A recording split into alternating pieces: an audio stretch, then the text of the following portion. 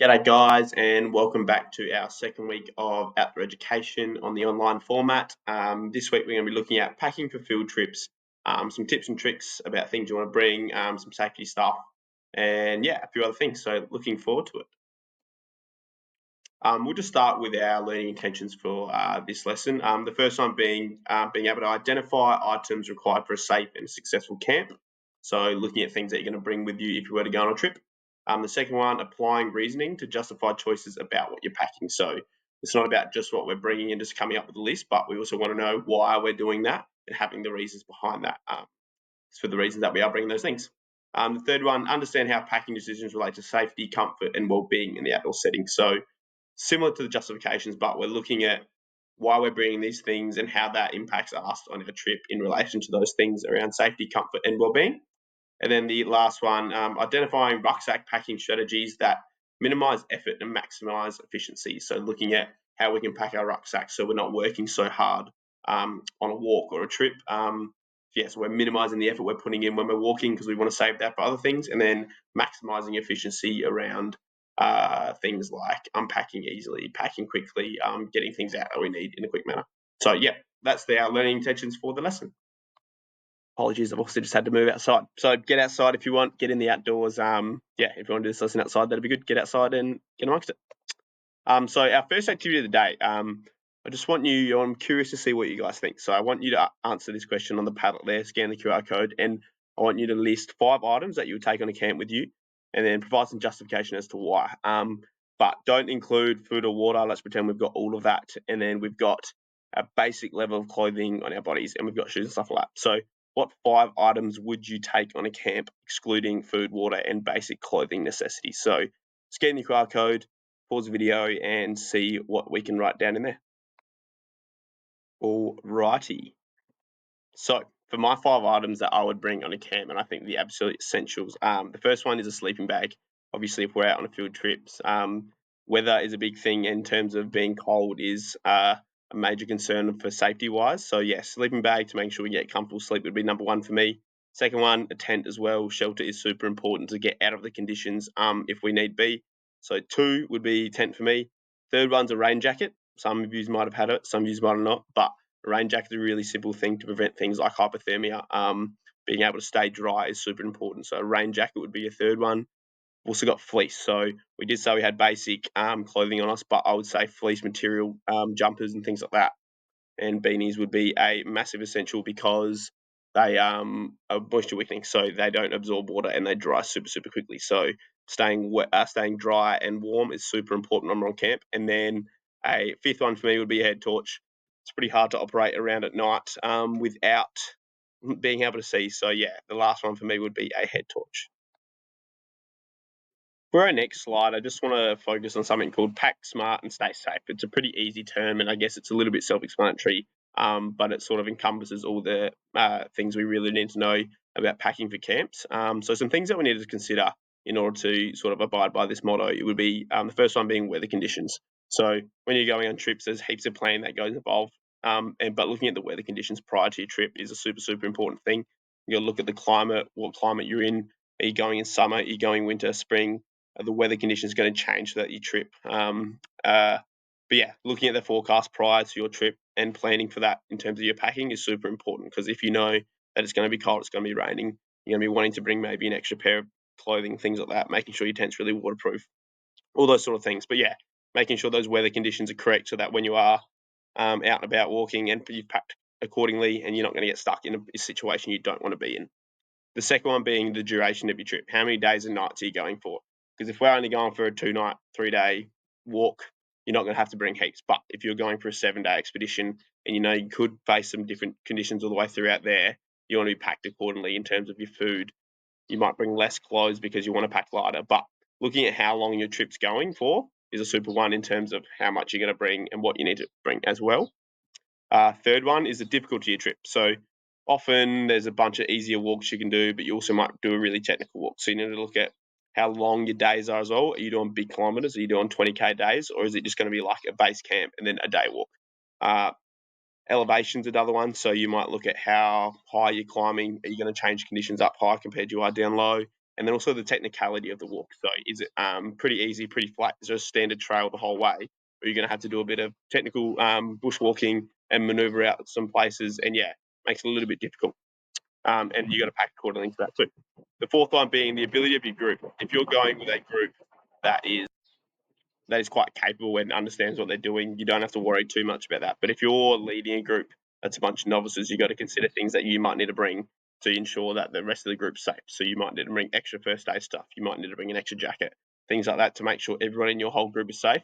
Because sometimes we're not just thinking about ourselves, but we've got to look at the wider group and think, all right, what can I do to make sure they're supported as well? So yeah, there's some things that we've got to consider when we're packing, and that's sort of a good overview is that pack smart and stay safe. It's a good little motto that you can think about and consider those things when packing for a trip. So following on from that, I guess the big three things that we got to consider when packing are first one being food and water. When you're packing, you need to make sure you've got adamant food, adamant water. So food gives you energy. Without food, you'll struggle big time. And without water, you're going to get dehydrated very, very quickly, which is an easy thing to do when you're on a camp because you're thinking about all these other things. So considering your food and your water are the two massive things that are going to be really, really important when you're packing. And these are going to change depending on where you're going, what you have access to. So if you've got water tanks along the way that you know are full, it's been raining, then you might only need to bring a certain amount of water because that's going to get you through and you can refill along the way. But if you're going into a desert climate where there's not going to be water tanks, you're going to have to bring 15 litres and carry that with you to get through your whole trip. Second one being clothing. Clothing's super important, and even though the weather forecast might not look like it's going to be cold, you need to pack warm. So having things like fleecy material, so if you get wet somehow, it's going to dry quickly because the important thing is that you stay dry and warm. And hypothermia is a huge one on camps that we really, really need to be careful of because it can happen quickly and without you knowing that's really happening. And then that way, bring adequate clothing on your camp is going to help prevent that hypothermia coming through. And the third one there is shelter.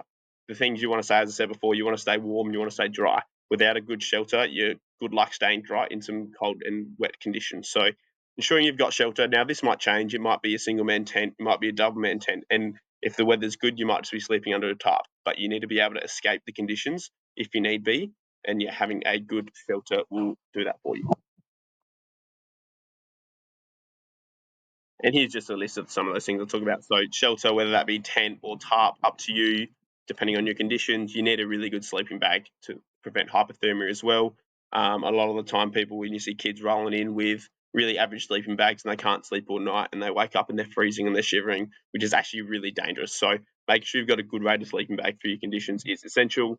Rain jackets, again, to stay out of the wet. If it's raining all day and you don't have a rain jacket, you're going to be wet and cold at night. So ensuring that you do have a rain jacket throughout your trip is essential.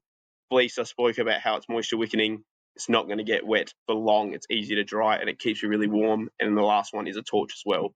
Whether a lot of times something might happen on the camp, you might get in late and it's really, really hard to navigate and see what you're doing without a torch. So that's just an overview of the essential gear that we need. Alrighty, for our next activity, I've got a bit of a ranking importance activity. So what I need you to do, I need you to pause the video, scan the QR code, and then rank the list of items below in order from most important 1 and then the least important 10. So on the Padlet there, just go 1 and then whatever you think, 2, whatever you think, and go in from there. Because I'll be excited to see how you guys think these things rank up in terms of importance packing on a field trip, knowing that what we know now.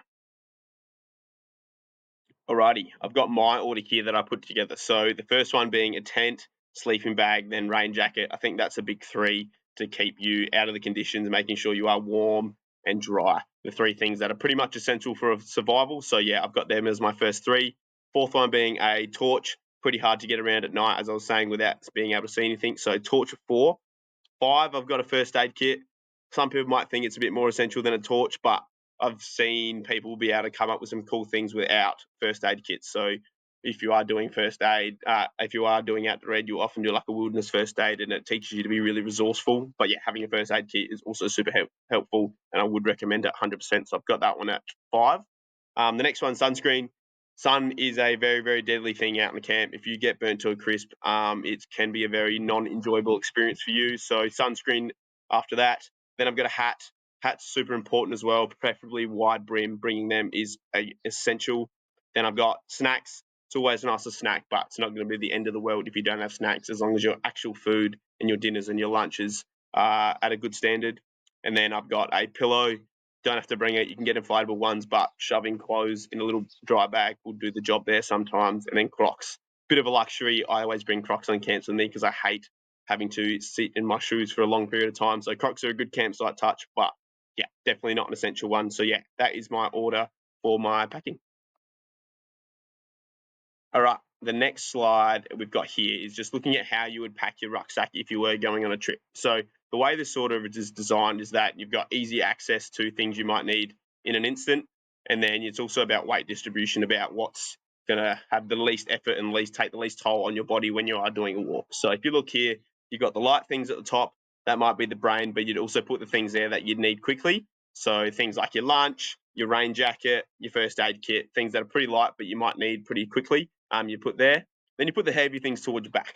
So the closer towards the back, the less toll it's going to take on your body, the less toll it's going to be pushing your shoulders back while you're walking. So when your heavy things like your tents in there, your water that you might be used for cooking later on. So heavy items there, and then lighter items out the back. So you might have things like a bit of clothes, things like that, just off your back in the outer middle layer, and then sleeping bag down the bottom is always an easy one, and then anything else that sort of is like that medium level weight. So like your cooking gear, might be your Trangia, things like that you sort of put in your mediums.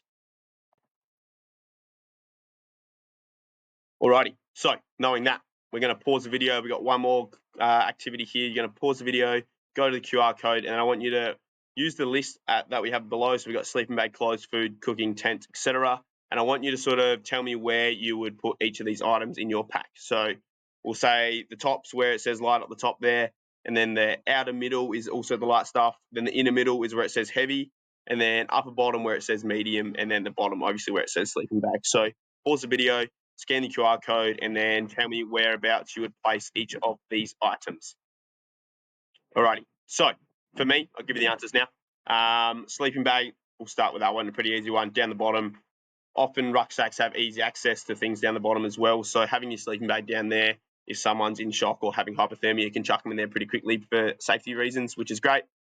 Clothes, you're not going to need them throughout your walk, so I would put them in that medium section, also the light section, depending on what you're carrying. Your jumpers might go medium, and then your lighter stuff like your socks and jocks might go on the outside in the outer middle there.